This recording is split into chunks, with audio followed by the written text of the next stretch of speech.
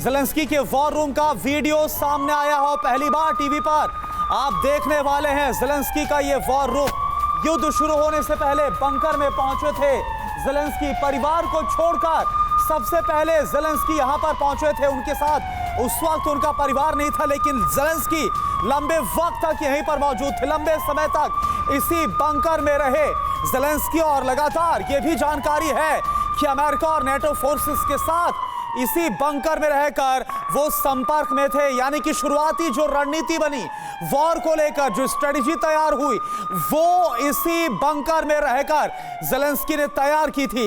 ये इस वक्त की बड़ी और एक्सक्लूसिव खबर TV9 भारतवर्ष पर आप देख रहे हैं। और पहली बार आप देखिए ये वही बंकर है और किस तरह से यहां पर तमाम जो सुविधाएं हैं वो भी, क्योंकि यूक्रेन के राष्ट्रपति और राष्ट्रपति को क्या चाहिए, किस तरह से राष्ट्रपति को पूरे देश का कामकाज भी देखना है, वॉर की स्ट्रेटजी को भी देखना है, हर एक चीज देखनी है। और साथ ही ज़ेलेंस्की को अमेरिका और नेटो फोर्सेस के साथ जो संपर्क रखना है उन सब का पूरा ख्याल रखा गया। तो टीवी पर पहली बार बिग वॉल पर अब आपको दिखाते हैं। आप देखिए ज़ेलेंस्की का war room, super exclusive.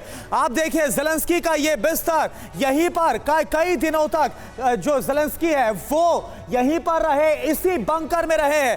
Military जूता आप देखिए, लगातार एक ही अटायर में ज़ेलेंस्की नजर आ रहे, जो मिलिट्री अटायर है, और वो काफी ज्यादा। ये देखिए वॉर जो वॉश एरिया है ये आपको हम दिखा रहे हैं। और देखिए जहां तक ये कैमरा पहुंचा और जो तस्वीर हम आपको दिखा, वार्डरोब आप देखिए, ज़ेलेंस्की का ये वार्डरोब, मिलिट्री जूता ज़ेलेंस्की का, यानी कि ज़ेलेंस्की के कपड़ों से लेकर और ज़ेलेंस्की को क्या यहां पर चाहिए और जिस तरह से ज़ेलेंस्की को अपनी तमाम स्ट्रेटजी और रणनीतियां तैयार करनी है, हर एक इंतजाम यहां पर रखे गए हैं। अब ज़ेलेंस्की का जो वॉर रूम है इससे जुड़ी क्या जानकारी है, इस तरफ आप लगातार वो वीडियो भी देखिए। अब इधर जानकारी, युद्ध शुरू होने से ठीक पहले इस बंकर में पहुंचे थे ज़ेलेंस्की, और यहां पर वो पहले अकेले पहुंचे थे, परिवार का कोई भी नहीं था।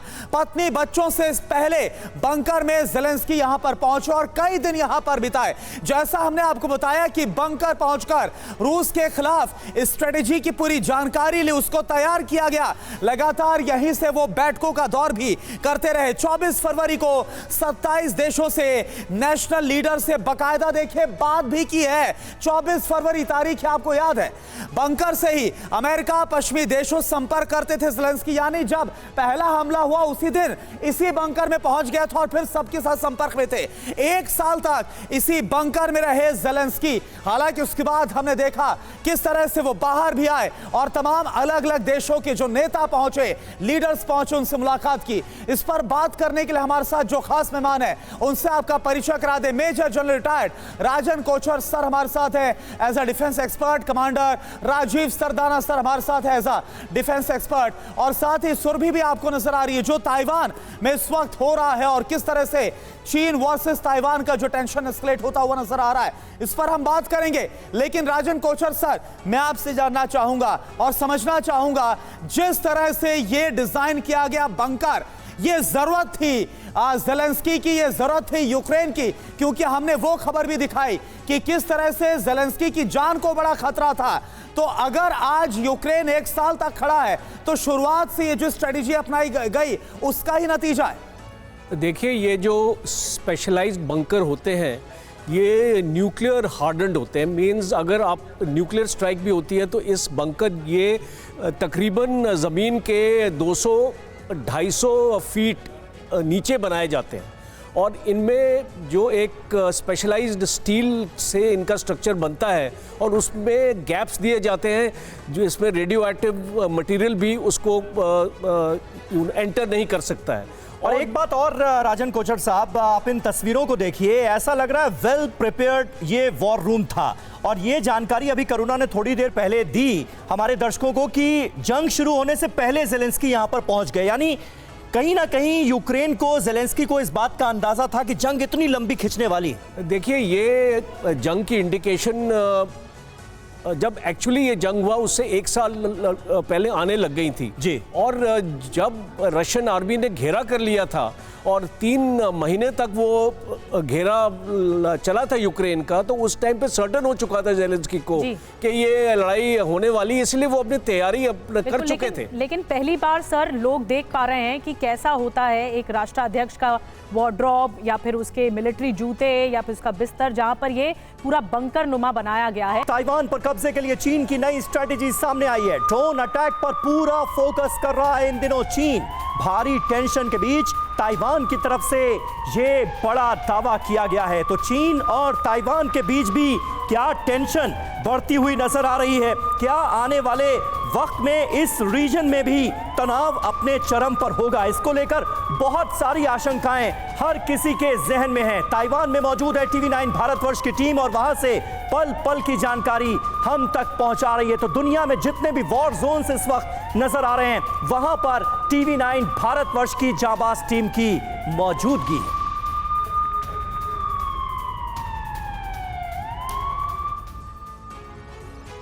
और आइए अब आपको ये बताते हैं कि चीन के कौन कौन से ड्रोन ताइवान के आसपास देखे गए हैं। चल क्या रहा है इस पूरे रीजन में? ये देखिए CH-4 ड्रोन नजर आया है। चीन का ड्रोन अटैक को लेकर प्लान क्या है वो हम आपके सामने रखने जा रहे हैं। हार्बिन BZK-005 ड्रोन नजर आया है। तो ड्रोन पर ऐसा लग रहा है कि कंसंट्रेट करता हुआ चीन नजर आ रहा है। इसके अलावा टेंगडेन TB001 ड्रोन भी नजर आया है। ये तमाम उन ड्रोन्स की लिस्ट फहरिस्त हम आपको दिखा रहे हैं जो कि इन दिनों नजर आ रहे हैं। KVD-001 ड्रोन भी नजर आया है। इसके अलावा विंग लुंग 10 ड्रोन नजर आया है। सीधे जल्दी से बिना वक्त गंवाए आपको ताइवान लिए चलते हैं। सुरभि शर्मा हमारी संवाददाता हमारे साथ मौजूद हैं। सुरभि, क्या स्ट्रैटेजी आपको चीन की नजर आ रही है? ताइवान फिलहाल बचने की रणनीति किस तरह से उस पर अमल करता हुआ नजर आ रहा है? और ऐसी जो खबरें सामने आ रही हैं, पूरा फोकस ड्रोन्स पर है चाइना का, ये नजर आ रहा है। ताइवान के लिए कितना बड़ा खतरा?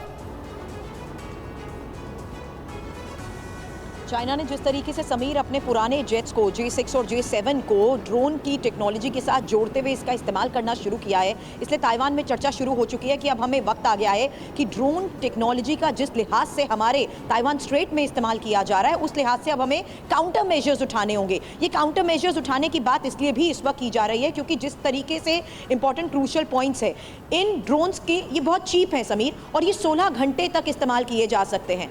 इसी वजह से आप सोचिए उन 16 घंटों में अगर ये इस ताइवान स्ट्रेट में हवा में रहते हैं तो किस तरीके से ये इंपॉर्टेंट क्रूशियल पॉइंट्स के न सिर्फ इमेजेस को कैप्चर कर सकते हैं बल्कि उस ताइवान की डिफेंस स्ट्रैटेजी को भी जान सकते हैं, जिसके जरिए वो अहम ठिकाने इन ड्रोन्स के जरिए चाइना कैप्चर करने की कोशिश कर रहा है। ये बात मैं इसलिए कह रही हूँ क्योंकि जिस लिहाज से यहाँ पर ड्रोन टेक्नोलॉजी का ताइवान स्ट्रेट में इस्तेमाल हो रहा है, ज्यादातर ड्रोन्स देखे गए हैं न सिर्फ साउथ चाइना सी की तरफ बल्कि ईस्ट चाइना सी की तरफ भी। चीन जो है रूस यूक्रेन युद्ध में मध्यस्थता करना चाहता है, दुनिया को यह बता रहा है कि भाई हम एक वॉर फ्रंट खुला हुआ है, उसमें हम शांति की पहल करना चाहते हैं। वहीं दूसरी तरफ एक और वॉर फ्रंट खोलने में कोई कसर नहीं छोड़ रहा। ये चीन की क्या चाल है कि एक तरफ शांति प्रिय दिखना चाहता है, दूसरी तरफ एक वॉर फ्रंट खोलना चाहता है। रवि, इस लिहाज से अगर आप ताइवान का रुख देखेंगे तो ताइवान ये कहता है कि हमें डर नहीं है लेकिन हमें चिंता ज़रूर है क्योंकि चीन के ऊपर भरोसा नहीं किया जा सकता। और ये तो हम देख ही चुके हैं कि जिस तरीके से 12 पॉइंट्स पीस प्लान की यहाँ पर चाइना की तरफ से बातचीत की गई है, चाइना के रुख पर सबकी नज़र है। चाइना के रुख पर यह भी देखा जा रहा है कि किस तरीके से लुकाशेंको के साथ, बेलारूसियन के साथ उनकी मुलाकात को लेकर चर्चाएँ हो रही हैं, किस तरीके से अब यहाँ पर फ्रेंच प्रेसिडेंट के साथ भी इनकी मुलाकात तय हो रही है। ऐसे में ये जो मुलाकात 28 फरवरी से 2 मार्च के बीच में हो रही है, उस मुलाकात पर इसलिए भी नजर है क्योंकि नेटो और EU ये साफ तौर पर कह चुके हैं कि चाइना का ये अनरियलिस्टिक प्लान है जिसको लेकर यहाँ पर पीस प्लान का या मीडिएटर बनने की ये कोशिश कर रहे हैं। रियलिस्टिक अप्रोच है, ग्लोबल अप्रोच है, वो ये कि ड्रैगन रिलायबल नहीं है। न तो वो अमेरिका को रिलायबल लगता है, न तो पड़ोसियों को रिलायबल लगता है, और अभी तक ग्लोबल डिप्लोमेसी में भी उसकी स्थिति, उसकी पोजीशनिंग कम से कम यही नजर आती है। शुक्रिया सुरभि आपका। डोनेट्स्क के अवदीविका में भीषण जंग यूक्रेन ने किया, जबरदस्त पलटवार। अवदीविका में रूसी एयरक्राफ्ट को मार गिराया है, ये यूक्रेन ने भी दावा किया है।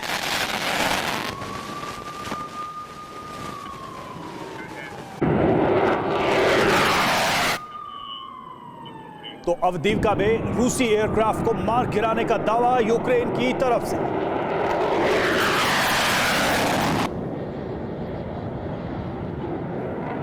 रूस के अंदर बड़े हमले का प्लान बना रहा है यूक्रेन। रूस में सैन्य ठिकानों को तबाह करने का प्लान बनाया जा रहा है। 2 महीने बाद बहुत बड़ा हमला कर सकता है यूक्रेन।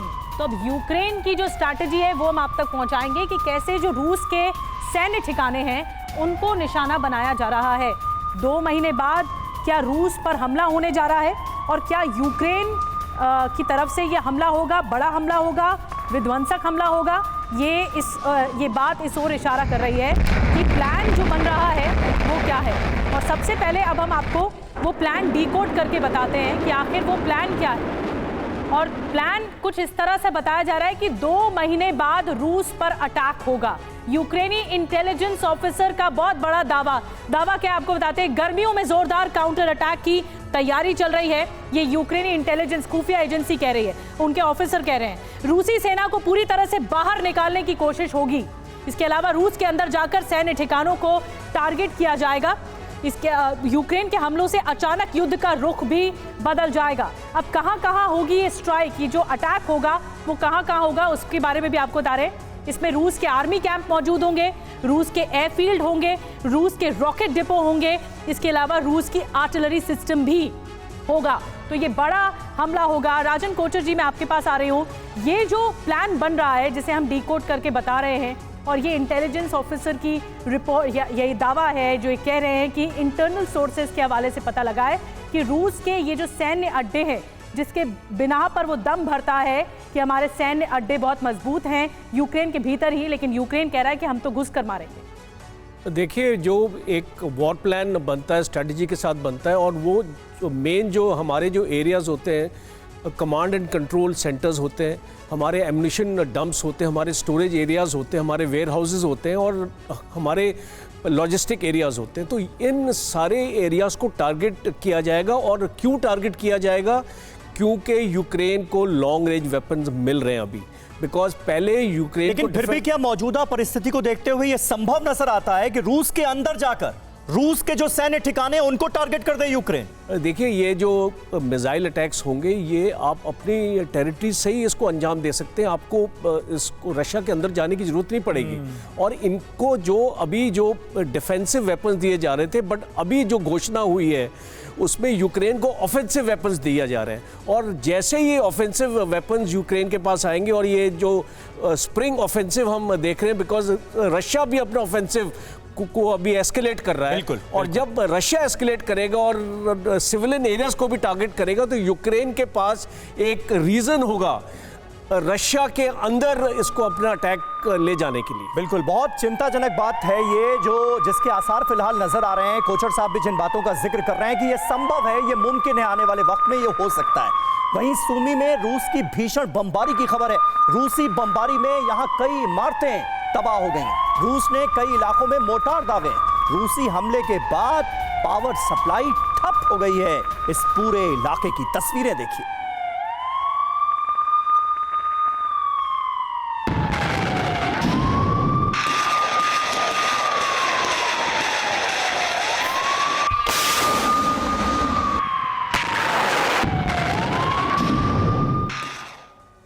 तो युद्ध में बारूद की तो बौछार हो ही रही है, लेकिन इस बीच बयानों की भी बौछार लगातार चल रही है। अमेरिका को लेकर पुतिन का बड़ा बयान, यूनिपोलर दुनिया बनाना चाहता है अमेरिका, पूरी दुनिया पर राज करना चाहता है अमेरिका, पूरी दुनिया को अपने इर्द गिर्द घुमाना चाहता है अमेरिका।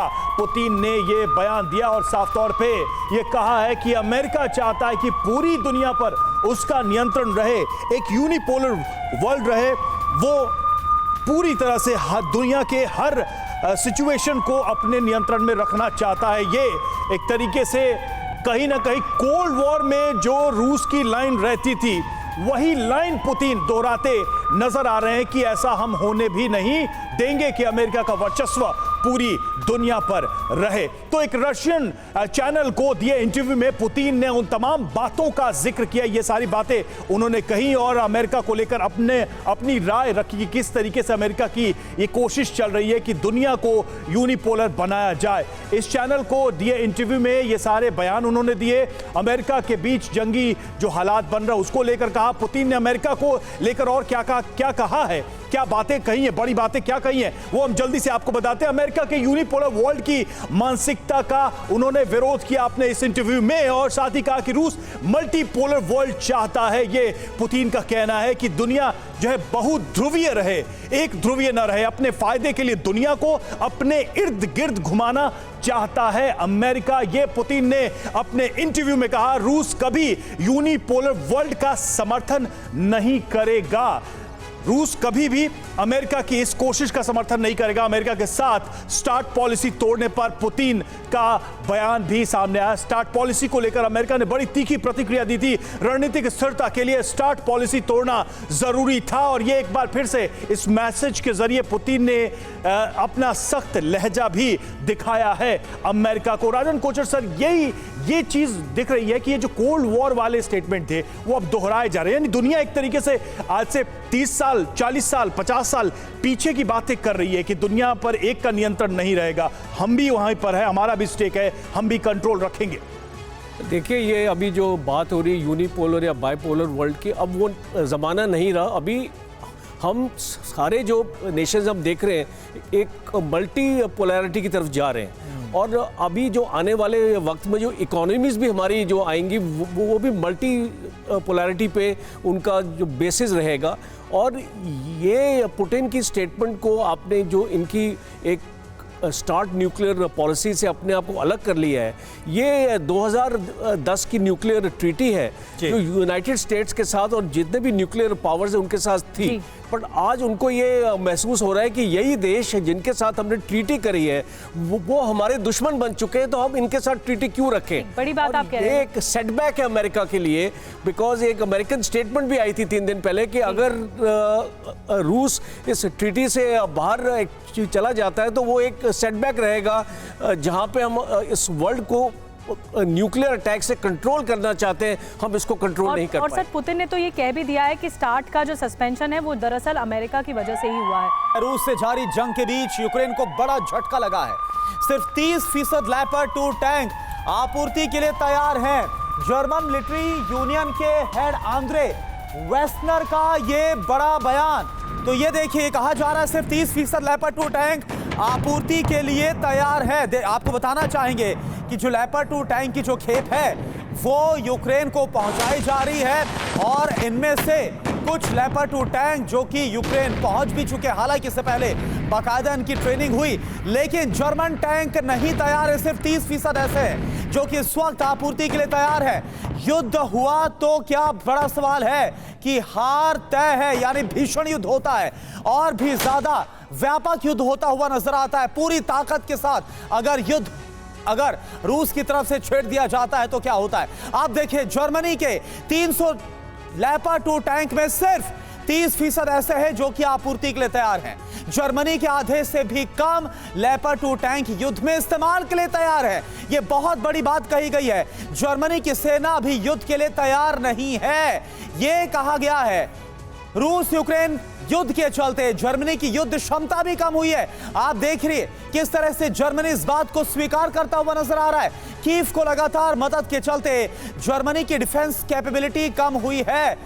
तो देखिए सरदाना सर, मेरा सवाल आपसे यह है, ये अगर ओलाफ शोल्ज बोलते हैं, अगर ये बात खुले तौर पर स्वीकार की जाती कि हमारी सैन्य ताकत में कमी आई है और लेपर्ड 2 टैंक जिसकी डिमांड भी यूक्रेन लगातार कर रहा है और वो चाहता है कि और मिले, ऐसे में ये बयान कितना क्रूशियल हो जाता है और कितनी बड़ी कमजोरी को जाहिर कर रहा है। देखिए, बिल्कुल कोई भी देश अपना जो फ्रंटलाइन टैंक्स है, किसी दूसरे मेन बैटल टैंक्स है, दूसरे देश को नहीं देना चाहता। पहली बात तो उनकी टेक्निक और जो टेक्नोलॉजी है वो दूसरों को पता चल जाती है।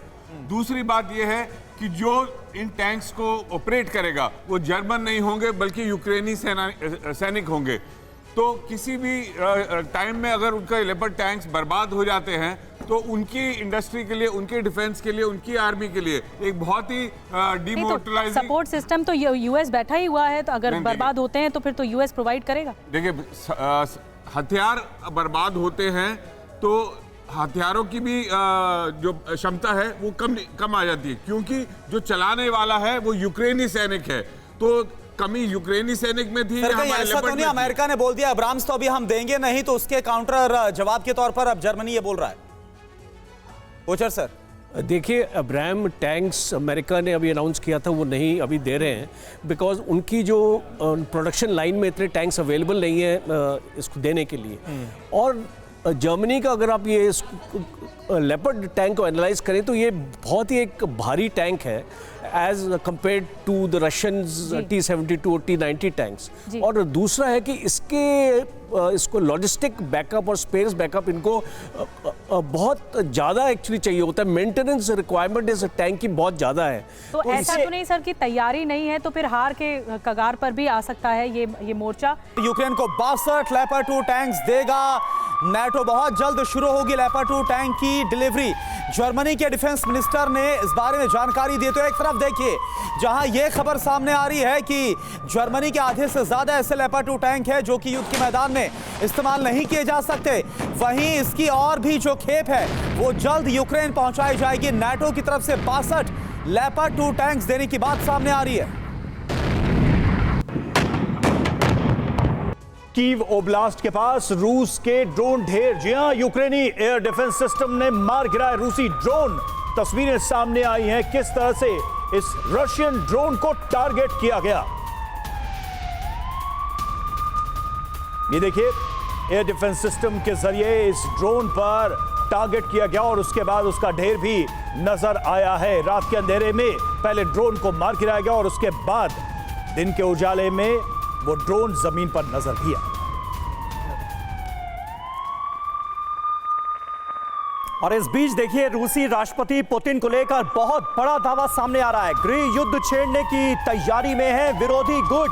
पुतिन का तख्ता पलट करने वाला विरोधी खेमा एक्टिव होता हुआ नजर आ रहा है। पिछले एक साल में न जाने कितने ऐसे मौके आए जब हमने देखा कि तमाम ऐसी खबरें सामने आई जिससे यह पता चला कि रूस के अंदर जो विरोधी खेमा है वो मजबूत होता नजर आ रहा है जंग छिड़ने के बाद। और अब उसी से जुड़ी ये बड़ी खबर सामने आ रही है, जहां विरोधी खेमा, पुतिन का विरोधी खेमा एक्टिव होता हुआ नजर आ रहा है। और किसकी तैयारी की जा रही है? तख्ता पलट की तैयारी की जा रही है। क्या वाकई इस खबर में दम है? तख्ता पलट को लेकर पूरा प्लान क्या है वो हम आपके सामने रखने जा रहे हैं। जो सनसनीखेज दावा किया गया है इसे लेकर वो ये रहा आपके सामने। रूस में बड़े सिविल वॉर की तैयारी हो चुकी है, गृह युद्ध छिड़ने वाला है, इसके लिए तैयारियां हो रही हैं। विरोधी गुट पुतिन को हटाने का पूरा प्लान बना चुके हैं। एक्सप्रेस की यह रिपोर्ट साफ तौर पर जाहिर कर रही है। कुछ नेताओं के नाम भी सामने आ रहे हैं। लिबरल पार्टी के लीडर एंड्रेई का नाम सामने आया है। कहा यह जा रहा है कि उन्होंने ये पूरा प्लान बनाया है, ये पूरी साजिश रची है। युद्ध में रूस को हुए नुकसान से कई नेताओं में दरअसल जबरदस्त नाराजगी है। ये नाराजगी, ये गुस्सा लगातार बढ़ता जा रहा है। जल्द ही ऐसा गृह युद्ध होगा कि रूस तबाह हो जाएगा, बर्बाद हो जाएगा, ये तक कहा गया है इस रिपोर्ट में। विद्रोह की आशंका की 4 बड़ी वजहें हैं। ऑपरेशन में करीब 60% सेना का इस्तेमाल पुतिन कर चुके हैं। बड़ा नुकसान हो रहा है, इस वजह से नाराजगी बढ़ती नजर आ रही है। युद्ध में बड़ी संख्या में जवान मारे जा रहे हैं, इसको लेकर भी जो आम जनता है उसमें नाराजगी बढ़ रही है। अब तक का प्लान सफल नहीं हो सका है। ये एक बहुत तल्ख असलियत है जिसका सामना इस वक्त रूस के लोग कर रहे हैं, व्लादिमीर पुतिन कर रहे हैं। उनको भी ये पता है 1 साल बीता पर कोई बड़ी कामयाबी हासिल नहीं हुई। कोचर साहब, तख्ता पलट हो सकता है, तख्ता पलट के आसार हैं। पुतिन का विरोधी खेमा लगातार अपनी आवाज बुलंद कर रहा है। इससे जुड़ी तमाम खबरें इससे पहले भी सामने आई हैं, लेकिन इतना लंबा युद्ध खींचने के बाद क्या इसके आसार बढ़े हैं रूस में? ये मानेंगे आप? देखिए, ग्रे जोन वॉरफेयर हम जिसको बोलते हैं, ये एक युद्ध का हिस्सा होता है और ये हर एक नेशन अपना कोशिश ये करता है कि ग्रे जोन वॉरफेयर को बढ़ावा दिया जाए। और ये जो स्टेटमेंट आपने अभी दी है कि अभी इसकी जो शंकाएं एक्चुअली बढ़ गई हैं कि नहीं, अभी मुझे ऐसा लगता नहीं है, बिकॉज पुतिन टोटल कंट्रोल में है रशिया में, और कोई ऐसा ऑपोजिशन इतना स्ट्रांग नहीं है जो पुतिन को चैलेंज कर सके। पहले भी ये रिपोर्ट्स आई थी और अभी भी आ रही है, ये एक प्रोपेगेंडा वॉरफेयर का हिस्सा हो सकती है। अच्छा। मेरे इस नज़रिए में अभी पुतिन की पोजीशन उतनी ही स्ट्रांग थी जितनी पहले अभी भी है। ठीक, बड़ी बात कह रहे हैं आप। एक बड़ी खबर की तरफ रुख करते हैं, फिर सरदाना सर आपके पास आऊंगी। कनाडा के प्रधानमंत्री जस्टिन ट्रूडो का बड़ा बयान आया है, क्रीमिया हमेशा यूक्रेन का रहेगा। अब ये देखिए, ये कहा गया है जस्टिन ट्रूडो की तरफ से, यूक्रेन के साथ हमेशा खड़ा रहेगा कनाडा। तो यूक्रेन को एक मदद सामने आ चुकी है, लेकिन आग में घी डालने का काम भी हो रहा है। कनाडा जो मुखर तौर पर सामने आया है, आपको क्या लगता है ये जो क्रीमिया को लेकर बयान दिया जा रहा है, पहले ही यूएस कह चुका है, तो क्रीमिया पर तो अटैक की एक वीटो पावर है यूक्रेन के पास। देखिए, कनाडा आप सही कह रहे हैं, आग में ही डालने की बात कर रहा है, लेकिन ये सिर्फ एक बयान है, ना कि ऑन ग्राउंड कोई क्रीमिया पे अटैक कर सकता है।